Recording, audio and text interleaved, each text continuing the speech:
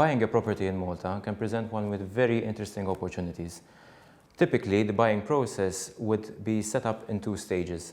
The first stage is the promise of sale agreement. The parties would appear for the promise of sale agreement, typically soon after they would have agreed on some of the most important considerations. A promise of sale agreement was typically filed or entered into before a notary, but it can also be entered into before a lawyer. And in the promise of sale agreement, it is fundamental that all the owners of the property being sold are present, either in person or else by proxy. In the promise of sale, it is important that a number of fundamental considerations are included, principally amongst which you have the price, which has to be very clearly indicated in the promise of sale. You have the property, which is actually being sold, so the extent of the property and which property is being sold. And another very important consideration is the duration of the promise of sale. So for how long the parties are going to be bound to transfer that property under those terms and conditions. And a number of other considerations can also be included in the promise of sale agreement, principally amongst which one would find, for example, the possibility for either bank financing or else the fact that the transfer could be subject to some kind of planning permit. Typically, on the promise of sale, one would expect that a deposit is paid. Typically, this would be in the region of 10% of the transfer price, and the provisional duty on documents is also paid.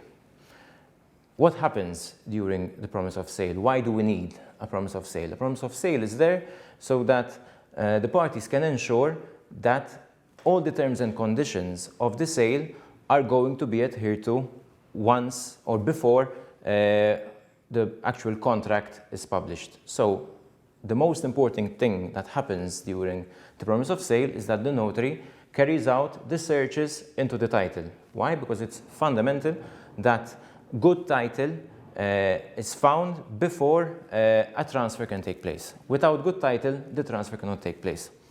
There are a number of things that one has to look out for, principally amongst which, if, for example, a property is being transferred freehold, whether there are any ground rents on the property, whether there are any arrears on those ground rents, and even, for example, whether there are any other arrears that need to be paid, such as, for example, condominium fees.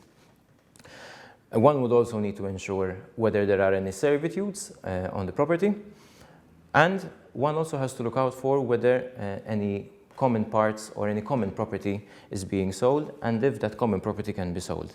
And very importantly, one also has to ensure that there are no defects in the property, and also that the property being transferred is built according to the approved plans. Then, if everything is in order and if the sale can go through, the parties will once again have to appear before a notary who publishes the contract, who publishes a public deed, a deed which is publicly available, and that is the final stage. So the actual transfer of the property happens at that point on the publication of the final deed, and the price is paid on the publication of the final deed, and the deed, the final contract, has to reflect all the terms and conditions that would have been indicated in the original promise of sale. What happens if the parties, either one of the parties changes their mind? The transferees or the transferors on the promise of sale agreement can, before the expiry of the promise of sale, file a judicial letter in court calling upon the other party to appear for the publication of the final deed of sale within 30 days from that letter. If the contract still doesn't happen within the 30-day period, then the parties can request the court to enforce the sale according to the terms and conditions of the promise of sale.